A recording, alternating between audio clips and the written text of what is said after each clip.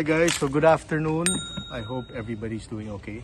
So remember I did a community post a few days ago. I asked you guys to ask me questions, and you could ask me anything about myself, about my family, or whatever you guys want to ask. So today, I'm gonna answer all your questions. So let's start the video, guys. So I'm gonna put your name and the question that you asked here in the video. I'll insert it. So to Mary Ann Badillo M, this was 2 days ago. Yeah, 2 days. Hello po sir. Question, ano po ang work nyo? Thank you sa sagot. Joiner Arroyo, anong work mo po? Tapos sabi niya pa-shoutout. So pa-shoutout sa'yo, Joiner Arroyo, wherever you are, Joiner. So we have a family business, and I will tell you about what we do, our company, in my future videos. I'm gonna do quite a lot of videos about it, so you guys will understand what we do as a family. So yun. Thank you, Marianne, for the question. To Susie Walker. Susie Walker asks, is your mom Armenian or is it your dad? And how many siblings? So 2 questions kay Susie Walker. So yes, my mom's American, Armenian, Filipina. Then sa siblings naman, I have 2 sisters. Then I have my brother and my sister-in-law. So that's my sister also. So 3 sisters and 1 brother. Thank you, Susie Walker. Okay, to Ellsworth Chiang or Chang. I'm not really sure Ellsworth. So Ellsworth has been my subscriber since I can remember. I think since 7 months ago, since I started, or around 6 months ago. He always comments, with my videos about cars. Mahilig rin siya sa kotse. Okay, Ellsworth asks. He has a lot of questions, but ito na lang piliin ko. Which do you like? Ordinary cars, supercars, luxury cars, hypercars? Then he said, keep safe. Ellsworth keep safe also. So I like any type of cars, but being realistic, because we live in Manila, I like cars that are more when it comes to comfort. They're more oriented when it comes to that. So I like sedans, mid-size sedans. I do like full-size SUVs. When I say full-size, these are like Expedition, ganun kalaki, Suburbans, kasi the rides are very, the ride of those kind of SUVs are very comfortable. Tapos maraming space. The problem with those kind of cars, they eat a lot of gas, that's one. And second, mahirap i-park. So, mid-size sedans, I love hatchbacks too, guys. I'm a hatchback fan actually. And some wagons also. Mga Mazda 6, mga ganun, mga Subaru Legacy yung dati. So, Ellsworth, that's, thank you for the question. Okay, to Andre Silencio. So, Andre asked, he would like to buy a SUV, and he's asking kung if ground clearance is important and a big rig to save on fuel. Curious on your thoughts. Okay. Alam mo, it depends, Andre, on where you saan ka nakatira, kung rough roads ba siya, kung flooded area. And if the answer is yes, you should buy a SUV. If you want low maintenance, yes. In terms of fuel, diesel, yes, but ang problem is diesel, though mas mura siyang yung fuel niya, mas mahal naman ang maintenance ng diesel. Yes, and if you live in a flooded area, CUVs pwede na, but normally people buy yung mga ladder frames, so yung mga MUX, mga Fortuners, mga Monteros, very common sa atin, Isuzu MUX, diba? Konti na nga lang yung mga Sorento. But I like the Sorentos and then the Santa Fe just because they're car-based SUVs. So kung gusto mo ng better ride, yeah, those are really good, and they have really good CRDI engines. Also Sangyong Rexton, guys. A lot of people tend to forget Sangyong, but they're really good cars. Okay. To N Abad, silly question, what makes you angry? And how do you get angry? Okay, stay safe also, N Abad. Okay, how do I get angry? Well, I get angry when people, poor customer service is one, and bad driving habits. Like hindi nagfo-full stop and nakalagay na nga full stop. Yung mga ganun ba? Naiinis ako. And hindi nagsisignal light, guys. Those are my pet peeves talaga. Ayan, maarte. Yan, isa pa yun. And how do I let my anger out? Siguro when it comes to sports lang, guys. I don't really get mad that often. But yeah, so sports, so basketball. Because I'm very competitive. And I'm sure a lot of my friends who play basketball with me, they're the same. Your anger is your aggression into a sport. But as long as hindi kayo nagkakasakitan, yun ang importante. Okay. Okay, to Jovan Kasunkad. Jovan Kasunkad asks, I think the questions are, I think he has the same questions, but he asked na rin if I ventured outside like my area, kung Green Hills, Makati. Yes, I have, but because of it's COVID, I rarely go out of my area. So I live here in Muntinlupa City. So around my areas where I go normally, I only go to Makati kung kailangan talaga. Pero kung hindi, yeah, I stay here around this area for now. But hopefully pag it's better to go to I like going to Subic. Of course, Baguio, yung mga ganun. I like driving. I like a lot of road trips, and I also enjoy eating to different places na outside Metro Manila. So thanks for that question, Jovan. Okay, to Aubrey Sommer Nieva. Paano po kayo nagkakilala ni Miss Jolan? Tulin Tamayo. Are you working and how did you meet? Yes. Paano kami nagkakilala? I messaged her. Yeah, that's as simple as that. I messaged her. Luckily naman, after a couple of days, she replied. And I remember we talked on the phone for a while. It was a long time na hindi pa kami nag-meet in person. So yun. The rest is history. So that's how we met at first. Isobel, you seem to be a very nice person, kind, calm, and humble. What are your pet peeves? Okay, what inspires me? Inspiration, of course, my family, my loved ones. I think that goes with most people, diba? You're inspired because of the people that you are surrounded with, the people that love you and are always there for you. So, yun. Papo's Way. Interested to ask if my dad is an ex-pilot. No, he's not an ex-pilot, but I'm sure he'll be happy that he looks like a pilot. My dad's a businessman. He's an entrepreneur. He's a lot of things. He's a Filipino inventor. So he has a lot of titles under his name. At a young age, he has accomplished so much, and he's still accomplishing a lot more. And he still works. He's not yet retired, so that's good. So Vicky Romano. Hello, Sir Mike. Paano kayo nagkakilala at magkaibigan ni Sir Basel? Amelia Gakutan. Okay, Amelia Gakutan. Hello, Mike. Just want to know how you met Basel, the Hungry Syrian Wonder. Okay, we met here at my house. I messaged him on Facebook. I was watching him even before, and I messaged him because he was doing vlogs about real estate around the area. But he has not did a vlog specifically here in my area. So I invited him at my home, and I toured him around the village. That's how we met. That was the first time. If you watch the Alabang vlog that he did, that was maybe a year and a half ago. Yun.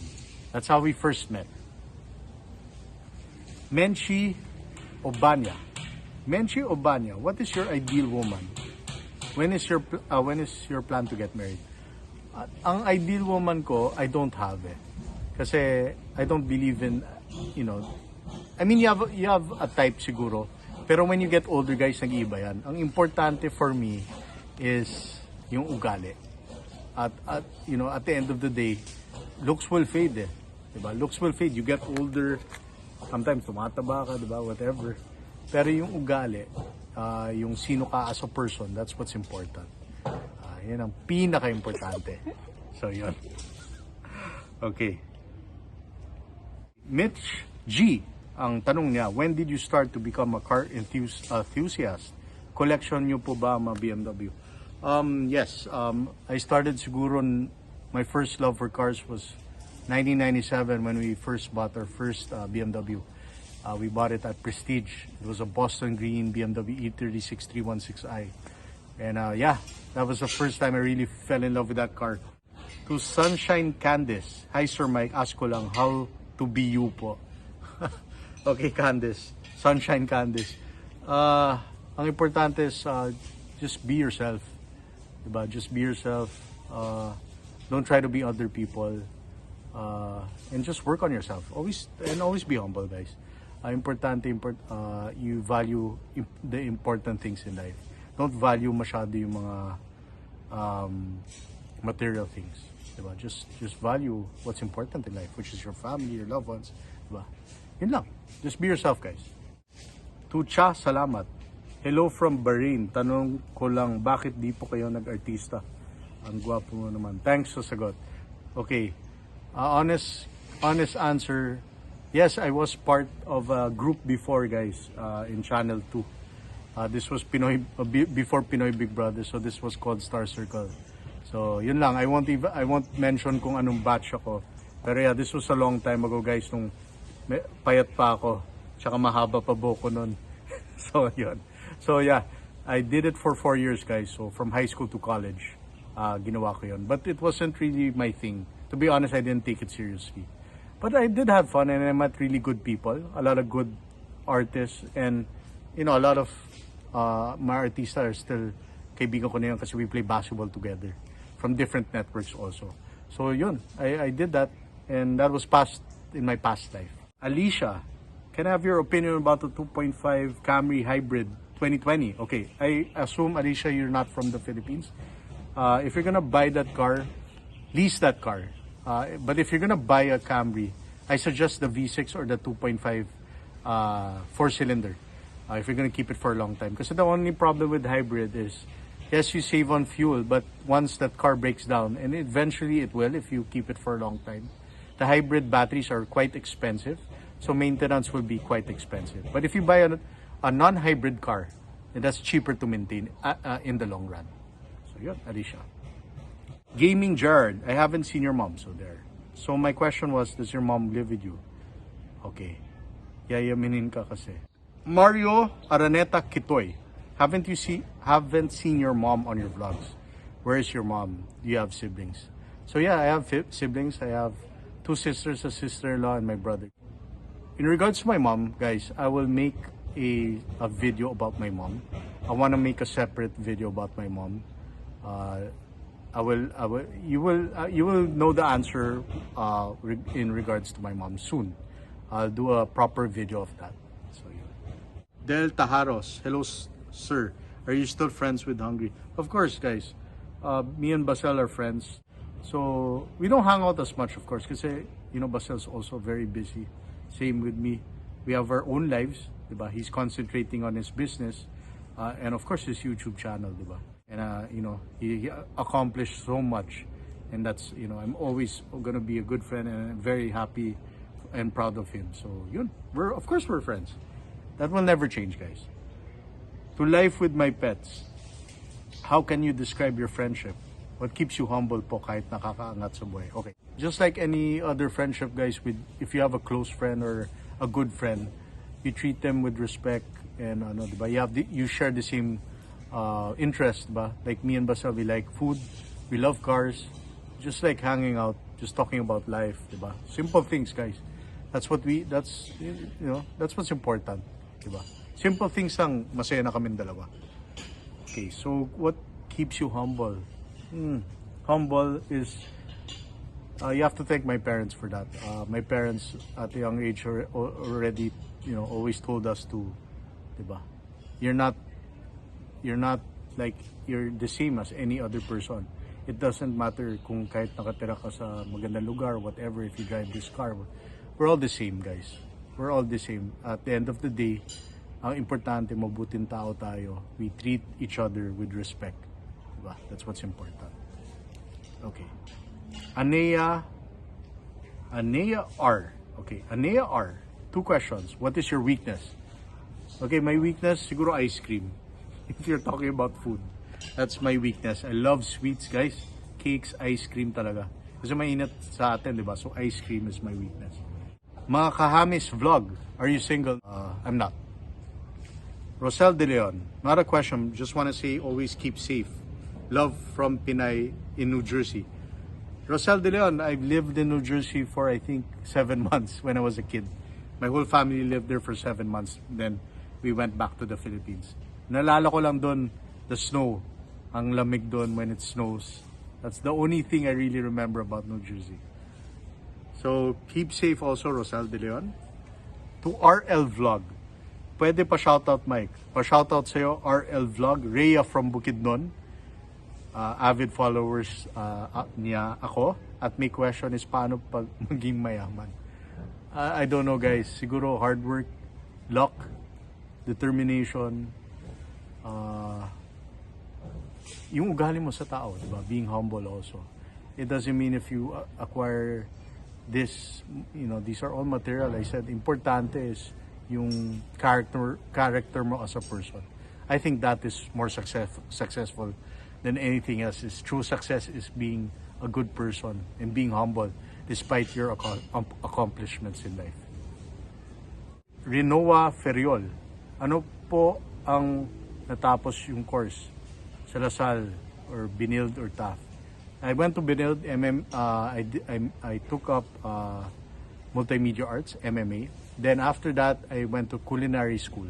That's for college. Gina Ray, hi Sir Mike, ask ko lang po, why po Armenian Filipino? And how old am I? Monica Guerra, how young are you? Mark Namoko, how old are you? Cheshi Channel, how old are you? I'm 38 guys. And why Armenian? Because my mom is American Armenian Filipina and my dad's Filipino with Spanish blood. Yan. So yun, Gina Ray. AJ, hello po. Ang question ko po ay may business na po ba kayo? Yes. Ano po yun, sir? So I will do a separate vlog about our business. Soon, guys. I'll do that. Don't worry about it. So thank you, AJ, for that question. Karen Marnie Galeto. Hi Sir Mike, napansin ko po palagi kayo naka-shirt na black. Tama yun. Favorite color, yes. Favorite color ko, black talaga. I always like black ever since. But I do wear gray, white, dark blue paminsan-minsan. Yeah, but black it's so easy kasi, especially guys, pag let's say, mainit, hindi halata, di ba? And at the same time, when you eat, pag hindi nadudumihan, hindi kagaya ng puti guys, pag kumain ka, madumi na kaagad. So, thank you Karen, Marnie Galeto. Linda Antonio, your mom and sister must be beautiful. Do you have pictures? Yes, I have photos of my two sisters and on my mom. I'll put them right there after your question. So there, so you could see. Red Jonicio, hi Sir Mike, ilang years po kayo ni Ma'am Jolan? Reza Magsipok, hello po, ilang years na po kayo ni Sex Ma'am Jolan? We've been together for quite some time. She's gonna make another vlog about that. So I won't answer that question muna. Leilani Serdan. Hi Sir Mike, may I ask if you could be my ninong to our baby cats? Of course. I hope they're safe, your baby cats, and healthy. Next question, sino favorite PBA player? Oh, PBA, siguro si Kagiwa would be one. Kasi shooting guard, just like me when I used to play. Jason Castro, Jimmy Alapag, yan. Mga guards eh. Normally guards yung mga favorite players ko. So Jimmy Alapag is not playing anymore. He's a coach. Jason Castro, Kagiwa still playing. Okay. Richard Martinez, have you been into collecting rare stuff?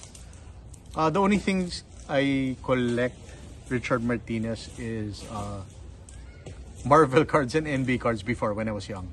Yun lang. I didn't really collect a lot of other stuff. Siguro cars would be, but not really. I do flip cars, meaning I buy them and if I don't want them, I sell them and I'll buy another car. Ganon. JJ Adventure, gaano po kayo ka-close ni Sir Basel? Anong napatagtag sa friendship nyo? We're good friends. We're really good friends, kami ni Basel. We don't need to hang out all the time to say that we're good friends, but we are good friends. Siguro just being like any friendship or, diba? Basta you're enjoying each other's company, simple lang, diba? You share a common interest. Yun ang importante, JJ. That's what's important. Mickey Molina, BFF po kayo ni Basel. Sana mag-collab kayo. Nag-collab kami. Mickey, 3 weeks ago, I did a video with him. That was my first video with him on my YouTube channel. So watch that if you haven't. That was around 3 weeks ago. The title was The Hungry, the Syrian, the Wonder. Yun. Zain Sedik. May dugo ba kayo? Yes. I have Armenian blood from my mom's side. Grace Rosal, hi sir, may I know your zodiac sign? So, it's Sagittarius. That's my zodiac sign. Josie Yazdani, bakit nagustuhan mo ang Pilipinas? Of course, I was born and raised here, guys. I don't think you know this. Yes, I was born and raised here. Dito po ako lumaki. Dito ko nag-aaral, dito ko, everything, dito. So, this is my home, and this is where I was born. Laffy Puto, do you still live with your parents? Yes, I live with my family. This is our family home ever since I was a kid, guys. We built this house 84, so 3 years old nandito na ako. Raining Cupcake, have you been to Armenia? Are you close to your Armenia? I have not. One day I plan to go for sure. I want to see where my mom is from. And I'm not really close because they're older and they all live in the States. Jello 1979, E34, yay daw. So BMW E34 club siya. So he's a fan of that. And nice cars, right? BMW E34. COVID 2020 March cherries. Marami siyang questions, so I'll just answer one. Ano pong masasabi niyo sa mga teenager na yon generation? Okay. I think like any other generation, the only difference, I feel that this generation wants to live life to, parang fast forward, laging in a rush. Kasi in my generation, 80s, 90s, we take our time kasi wala namang cellphone before. When we want to meet up, kailangan usapan talaga, we meet on that time. Kasi wala namang text nobody had cell phones back then.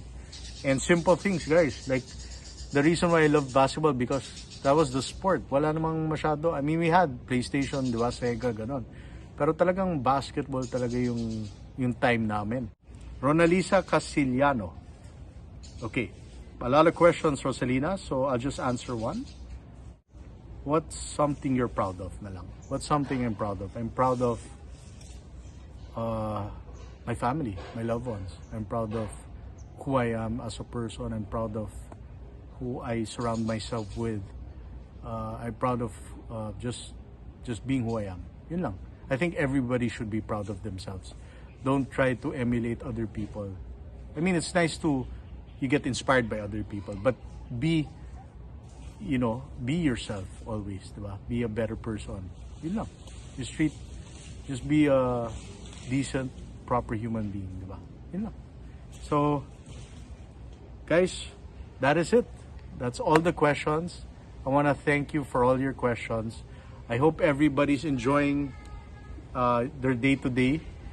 Please take care. Keep safe, guys. And God bless. And more videos to come.